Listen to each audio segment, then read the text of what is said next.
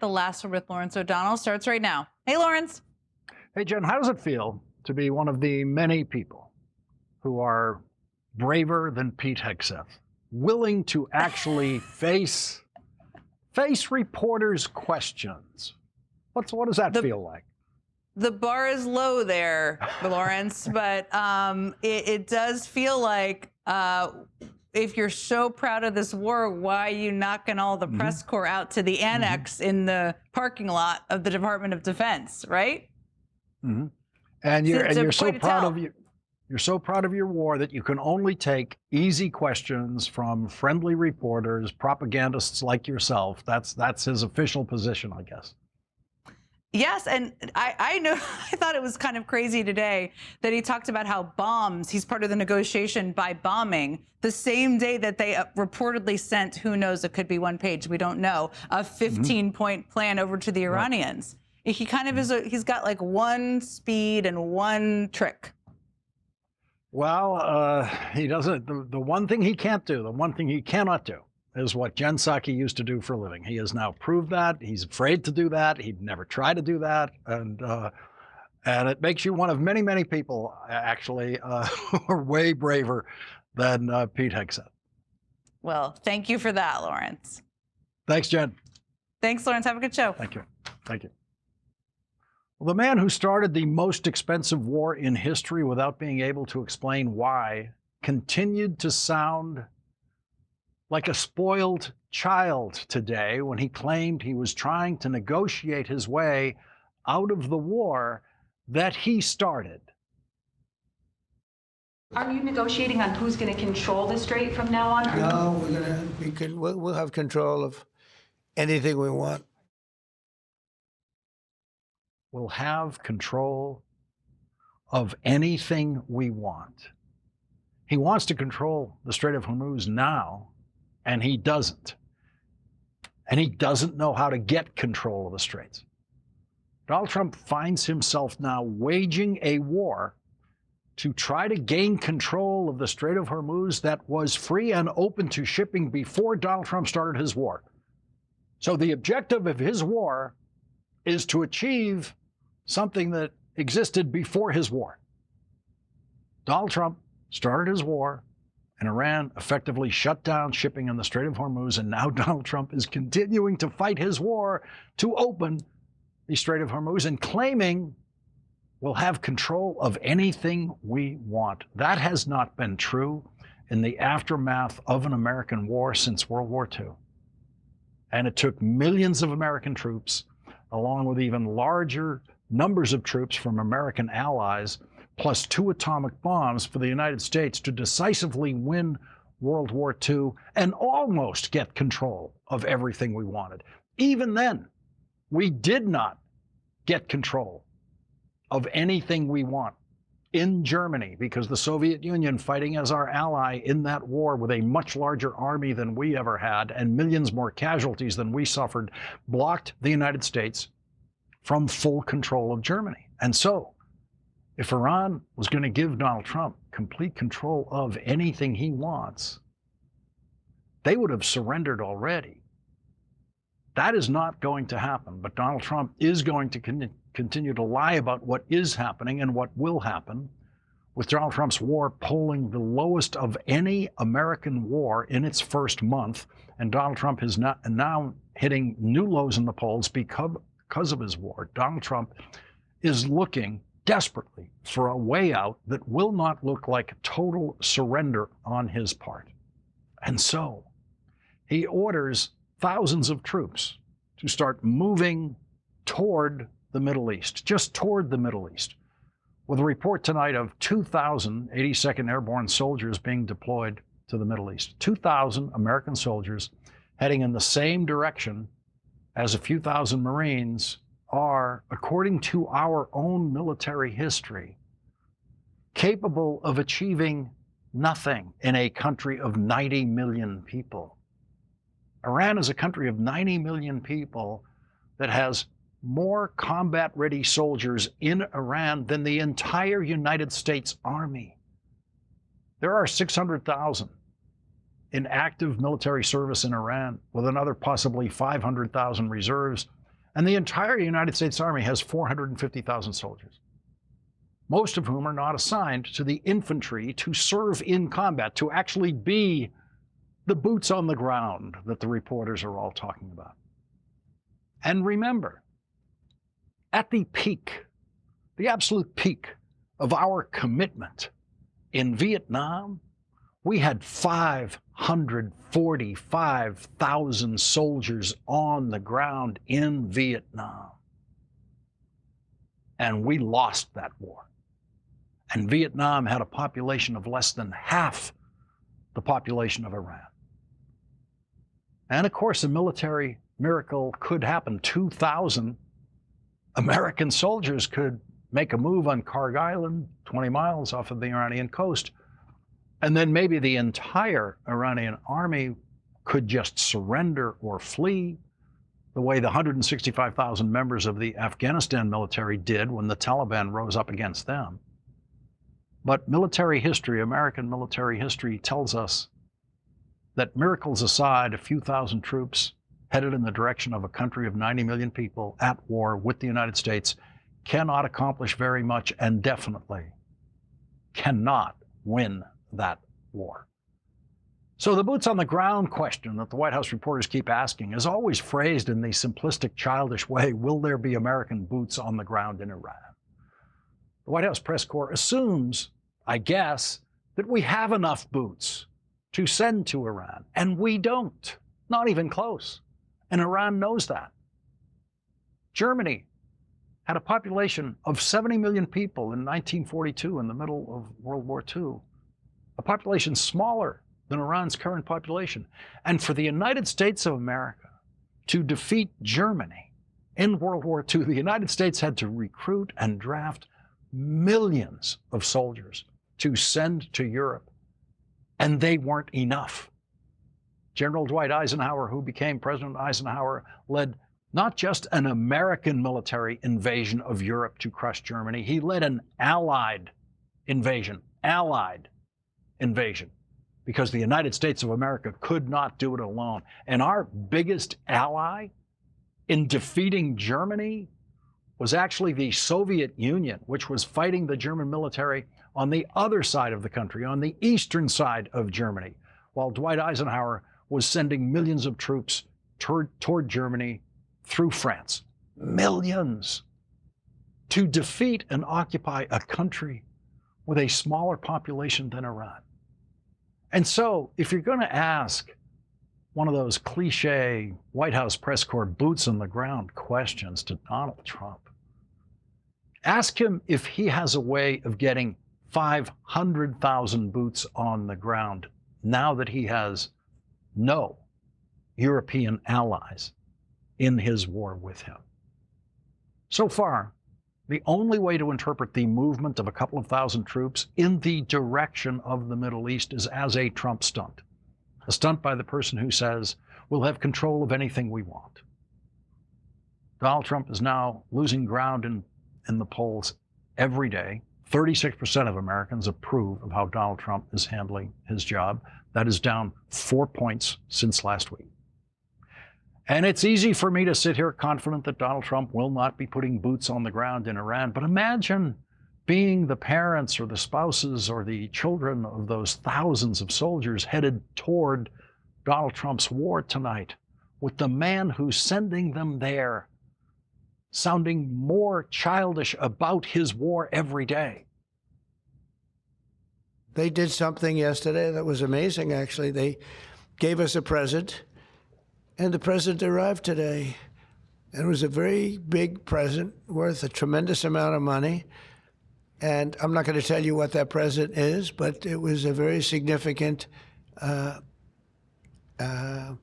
prize.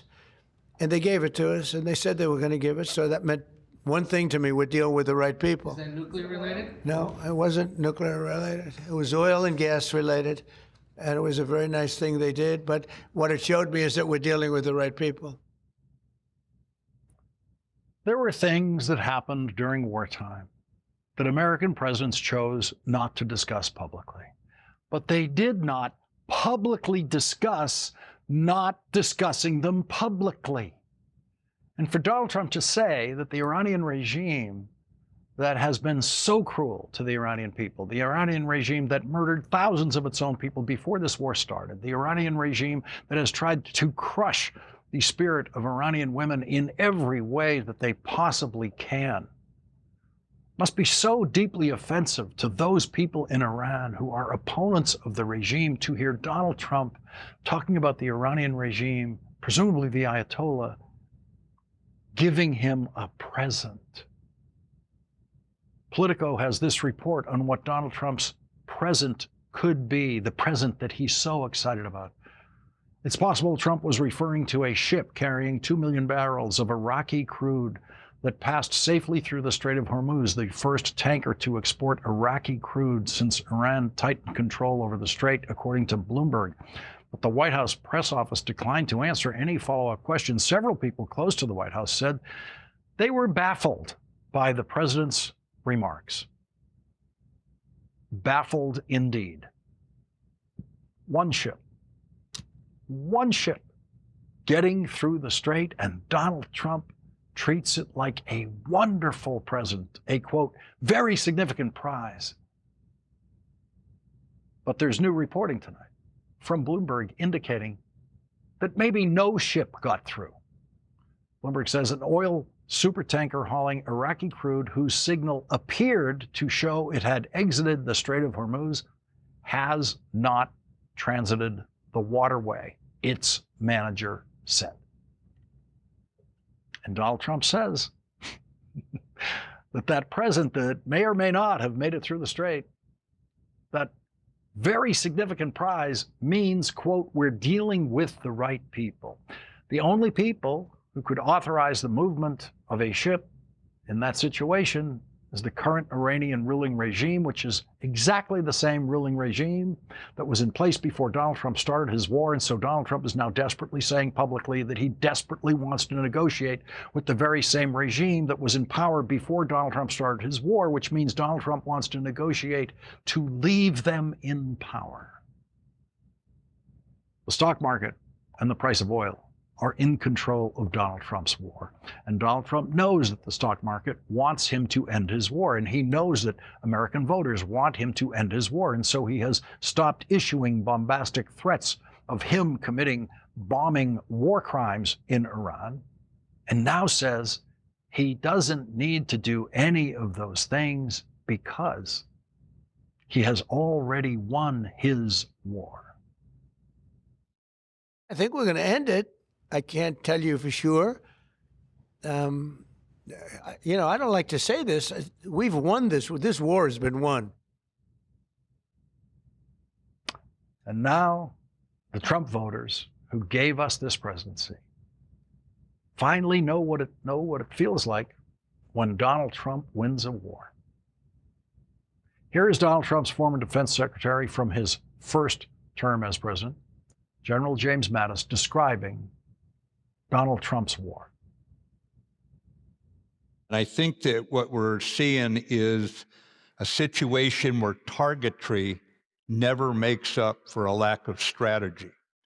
And by that I mean 15,000 targets have been hit. There have been significant military successes, but they are not matched by strategic outcomes. Now, some of the strategic outcomes early on, unconditional surrender, regime change, we're going to dictate who the next supreme leader is. Those were clearly nonsense. Those were delusional. Leading off our discussion tonight is Senator Gary Peters, a Democrat of Michigan. He's a member of the Senate Armed Services Committee. He's also the top-ranking Democrat on the Homeland Security Committee.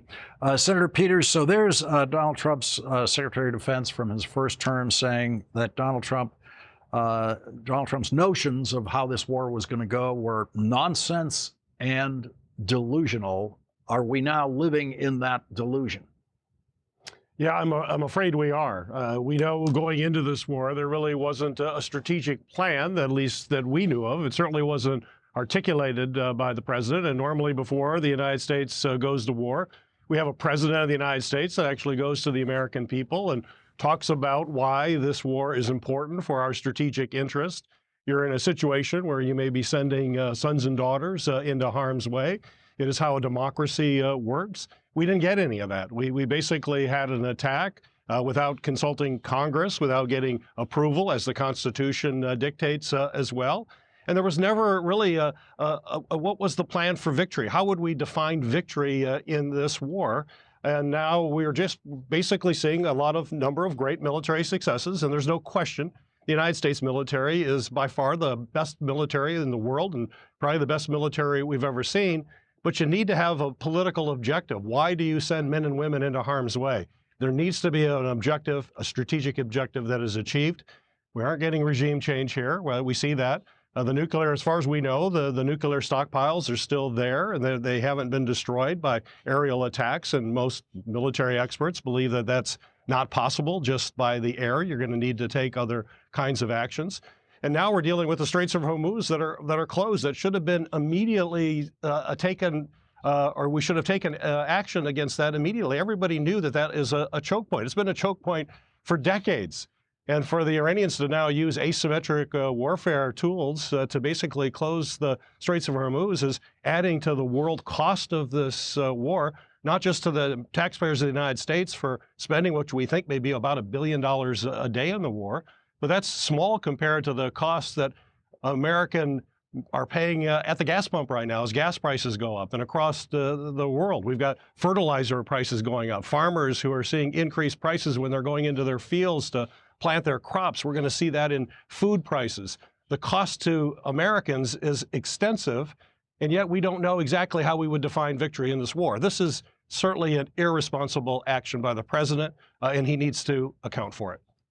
When you hear Donald Trump talking with such childish enthusiasm about the possibility, just the possibility of one oil tanker getting through the strait, and maybe that oil tanker didn't get through, according to Bloomberg, but he's so excited about just one getting through, Iran allowing one to get through. Does that indicate to you that opening the strait will be Donald Trump's way of declaring victory? In other words, victory is achieving exactly the condition that existed the day before the war?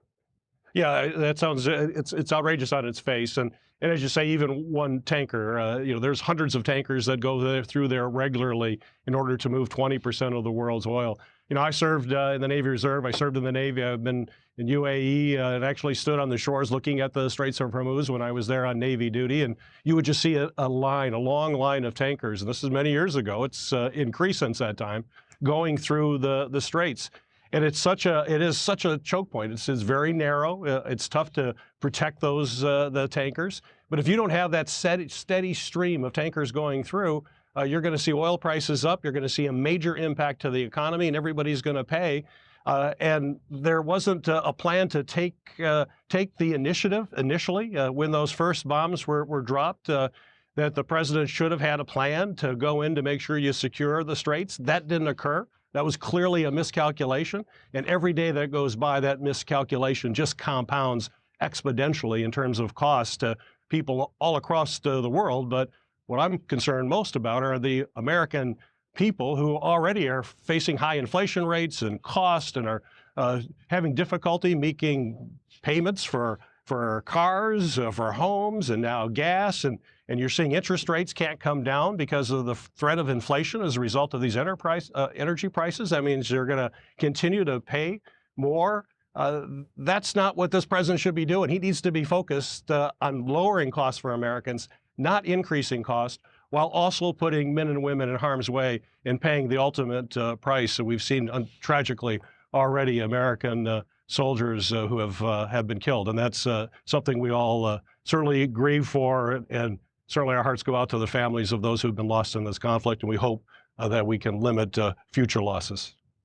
Senator Peters, we have to go to our first commercial break. I'd like you to stay because I want to ask you about something I've lost track of. I've lost track of how many times you and the Democrats have voted to fund TSA, fully fund TSA, just in the last 2 weeks, and how many times the Republicans have voted against it, which I know is every time. I just don't know exactly how many, but I want to get to that and the current situation with TSA right after this break.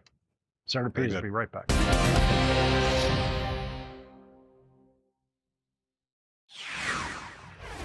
Senate Democrats have voted over 10 times to fully fund the TSA, while Republicans have voted against that funding every single time. Republicans have said they are willing to fund the TSA only if Democrats will fully fund Donald Trump's ICE agents who spend their days in America ruining people's lives. My name is Fernando Hernandez Garcia, except it's not. That's my name that I have to use to protect mine and my family's safety. Over 1 year ago, my life has completely changed. One morning, my little sister woke up and told my parents that her head hurt. My parents took this very seriously because the year before, she had an emergency surgery to remove a tumor. My parents and my 5 siblings got in the car and drove from South Texas to Houston so she could see a specialist at Texas Children's Hospital. On the way, government officials stopped them at the checkpoint and deported everyone, even though my parents told them about my sister's condition, even though my siblings are U.S. citizens. I was visiting relatives out of state when I received a call from my parents that they had been detained and would soon be deported. I remember this day like it was yesterday because it was the last day I remember feeling like a kid. When I heard the news, I couldn't breathe.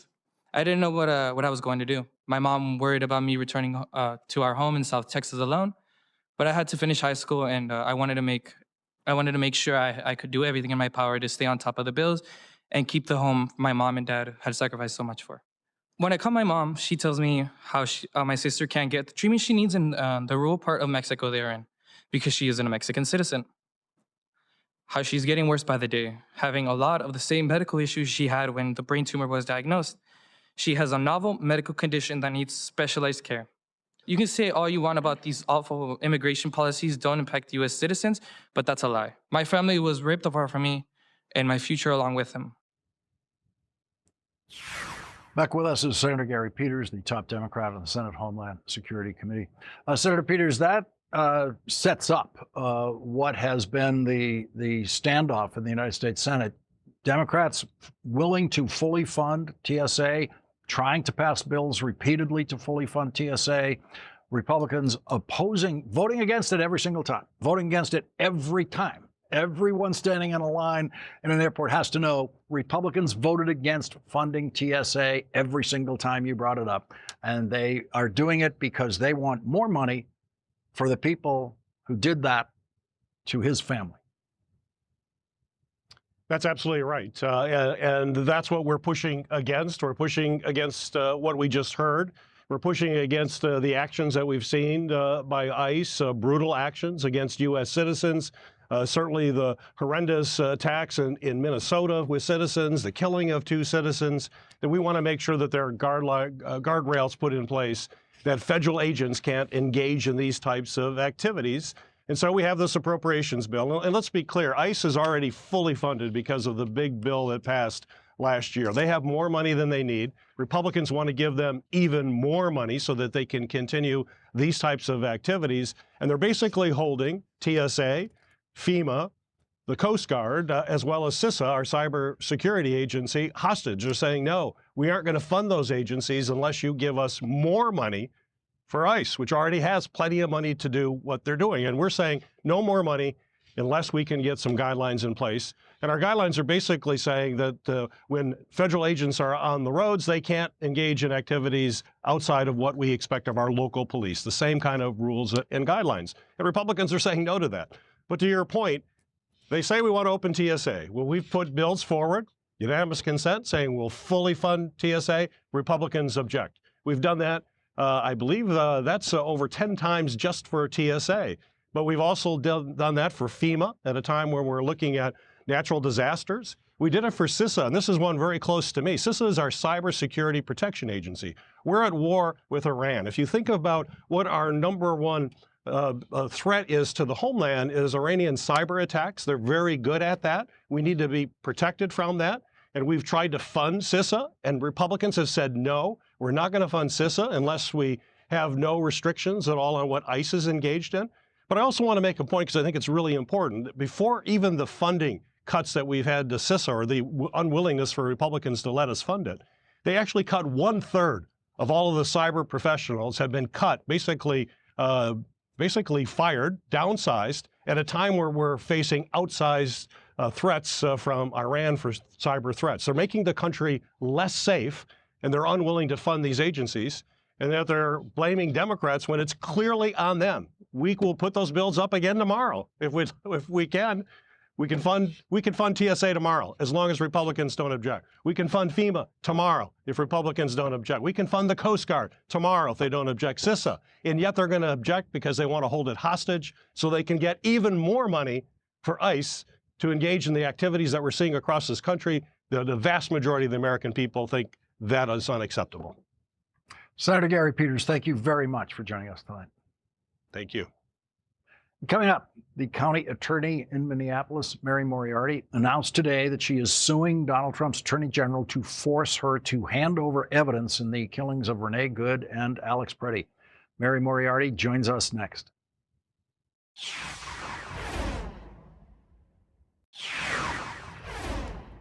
And now it's Mary Moriarty, plaintiff, versus Pamela Bondi, defendant.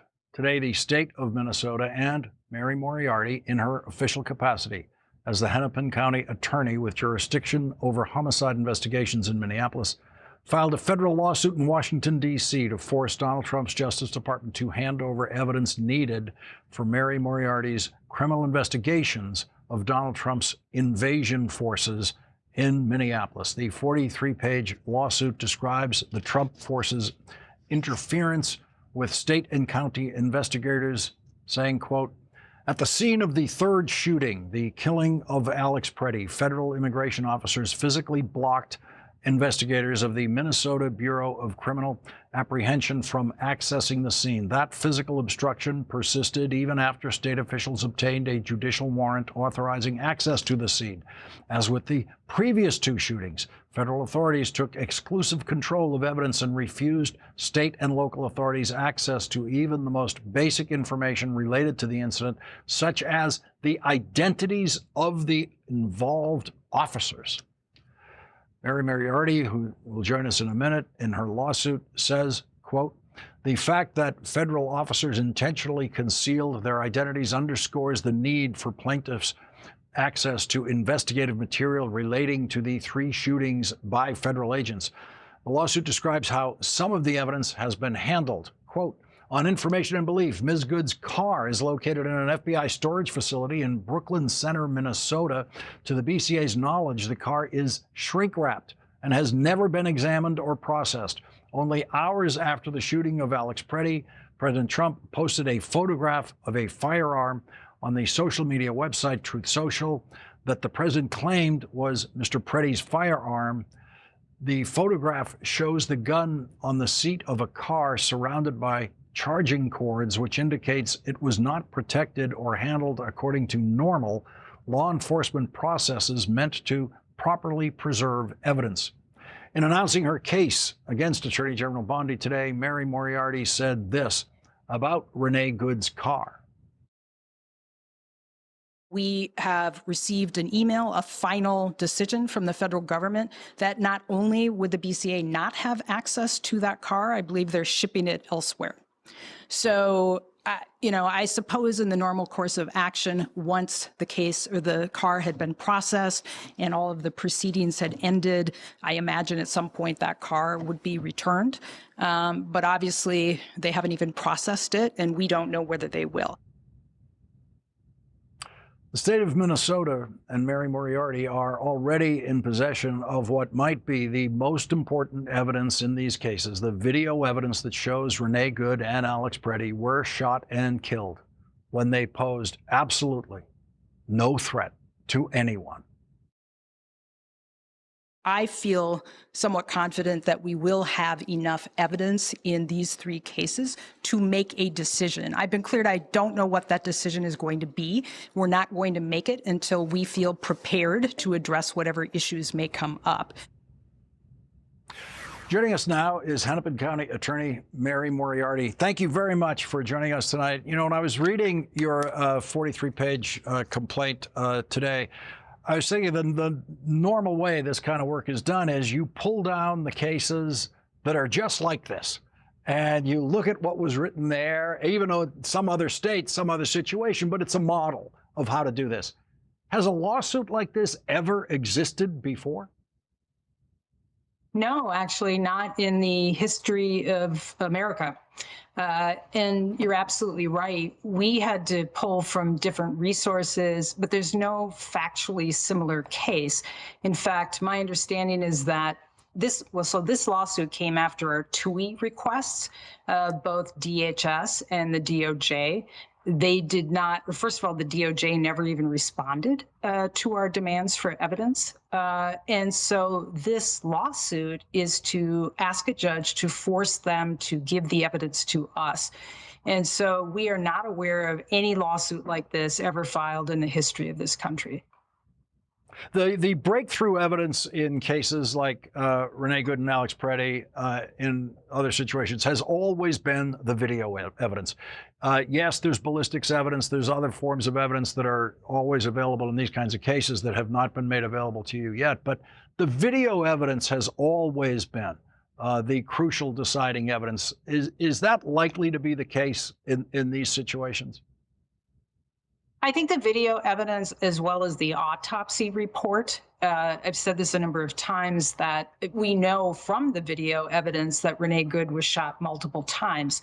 There is a bullet hole in her windshield, but I continue to maintain that the autopsy report and the medical examiner's findings are going to be very critical, much more critical than some of the evidence we probably will never get our hands on. And it sounded today like at some point you're prepared to go forward even without the evidence that the federal government now possesses.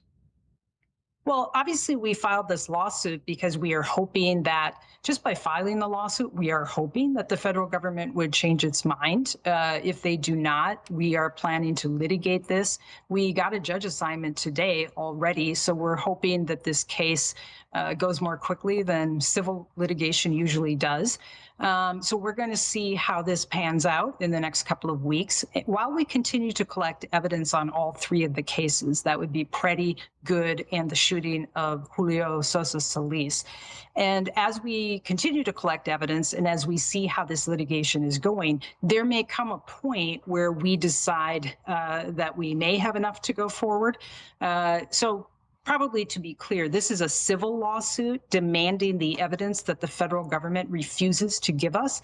That is entirely separate from potential criminal charges. So we can go forward on criminal charges if we feel that we are ready and can prove that case beyond a reasonable doubt, even if this civil lawsuit still goes ahead. If Donald Trump continues to refuse to allow his Justice Department to supply any evidence to you, could you find yourself in a situation, possibly in a trial of one of these cases, where the defense suddenly has access to evidence that the federal government possesses and the prosecution doesn't have access to that evidence? Absolutely. So these are cases that are very different than the cases we normally get. Normally, we know what we're dealing with. We may not know exactly what the defendant or the accused might say, but at least in Minnesota, we have rules here that provide for the information to be given to us, and we give information to the defense. One of the things that we are trying to work on in these three cases is to anticipate, well, what could the agents possibly say? Because remember, we don't have any statements. In the Preddy case, for instance, we do not know what those other agents would say about what they were hearing, what they were seeing at the time Mr. Preddy was shot. And so a lot of the information that we don't have, we don't know what we don't have. We don't know what they may say. And so it is trying to anticipate, what do we have and what could they possibly say, and can we refute that? So it's a little different than the normal cases we get, but certainly we are up to that challenge. Mary Moriarty, thank you very much for joining us tonight on this important story. Thank you. And we will show you what Jeffrey Epstein's estate executor and accountant had to say when asked about Jeffrey Epstein's closest friend for 10 years, Donald Trump, and Donald Trump's third wife, Melania Trump. Congressman Ro Khanna, who was in those depositions, asked some of those questions, will join us next.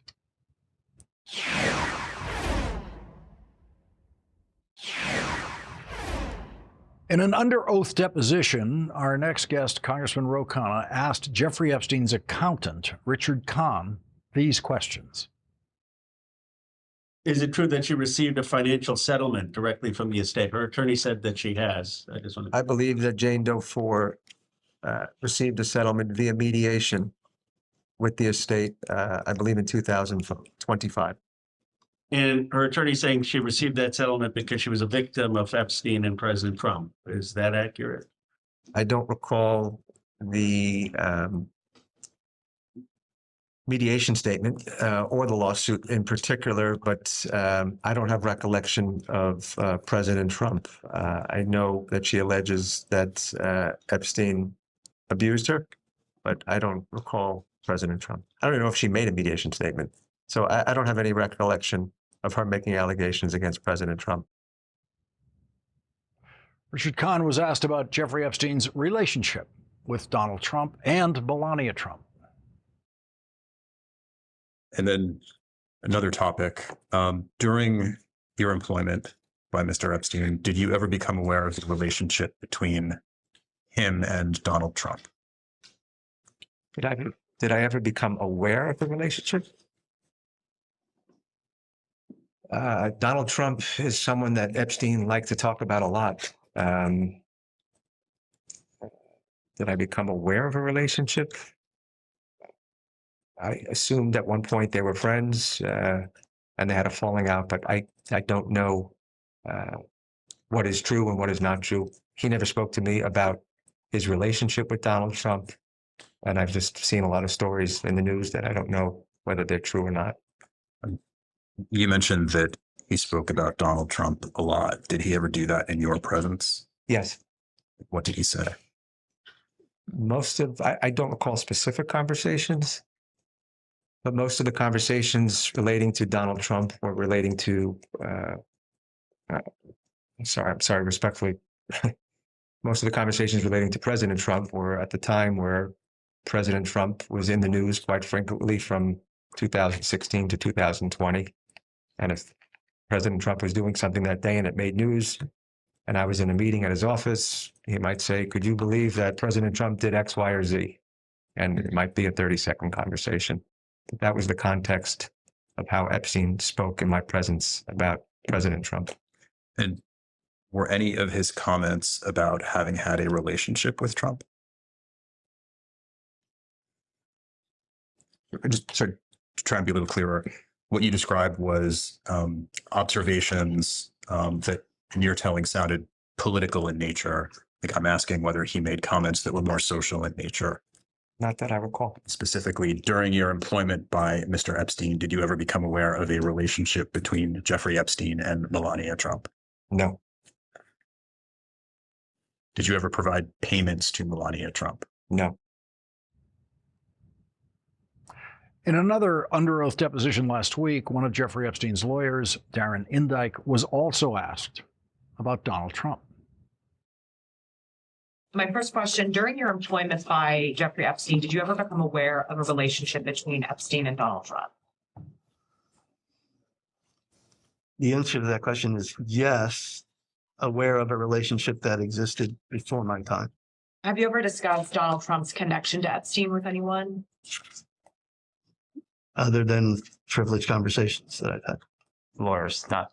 Is that what you're talking about? Correct. Joining us now is Democratic Congressman Ro Khanna of California, a member of the House Oversight Committee. Congressman, what did you take from those depositions? Well, first of all, they said that they have not been interviewed or investigated by the Department of Justice. Just for the record, that means, Lawrence, your team has officially done more for the Epstein investigation than the Department of Justice in terms of actually putting people in touch with folks who have knowledge. The second thing is, Khan, as you played the clip, has been all over the place about the woman who has accused Donald Trump of raping her when she was 13. First, he said that there was a settlement. Then he walks it back a few hours later. Then when Robert Garcia and I write to him, he's now saying we can neither confirm nor deny. So they just have not been forthcoming about either the settlements or the exact relationship with Donald Trump or Melania Trump. What more do you think the committee needs to do as a result of these depositions, what leads do you take out of these depositions? Well, first, I just want to emphasize how this should be the Department of Justice. I mean, you have two people administrating the estate, and they're not doing anything. I mean, at the very least, they need to investigate these people. But I believe that we need to actually try to confirm the settlement, whether it took place or not. It's not enough for him to say, I'm going to deny knowledge about that. We need to also look at the financial transactions. That were in numerous financial transactions to Epstein, who paid him, why they paid him. We need to drill down further on the testimony that that $750 was taken out at a time, or $7,500 was taken out at a time and paid, and who this money was going to. And what about the credibility of these two witnesses? Candidly, I was very disappointed. I do not find them credible. I mean, they testified saying that they were not aware of the abuse. Some of my colleagues, in fact, have said that they came very close to the line of perjury. They walked back anything that implicated Donald Trump. It's very clear they were afraid of Donald Trump in this testimony, afraid of saying anything that could offend him or offend people around him. And I do think they've put themselves in legal jeopardy. I expected them to come and be forthcoming because they have been producing some of the documents to the committee. But I was very disappointed that they were not forthcoming. So I was struck by the way Khan adjusted his testimony to when he suddenly realized he was referring to him as Donald Trump, and he really should, in his mind, I guess, call him President Trump. He looked scared making that transition into calling him President Trump. Well, as you say, giving off a sense of he was afraid. Scared is exactly right. I mean, he was so careful when asked about Trump at every point. He first gave it what my view was an honest answer, saying, yes, the accuser of Trump was paid a settlement. Then hours later, he walks it back. Then when we write a letter, he's all over the place saying, I can't confirm it, I can't deny it. And basically, I think what both of these individuals were trying to do is avoid, as carefully as they could, perjury, while not giving anything that would make Donald Trump or the Department of Justice mad. Why? Because they have not been investigated or prosecuted, and they don't want to be prosecuted. And this is, Lawrence, why I call it an Epstein class, people who've been above the rule of law. And it's what makes people mad. It's not just that survivors have been abandoned and haven't had justice. It's that there's this group of people who are above the law and feel like the rules don't apply to them. Congressman Ro Khanna, thank you very much for joining us tonight. Thank you. We'll be right back.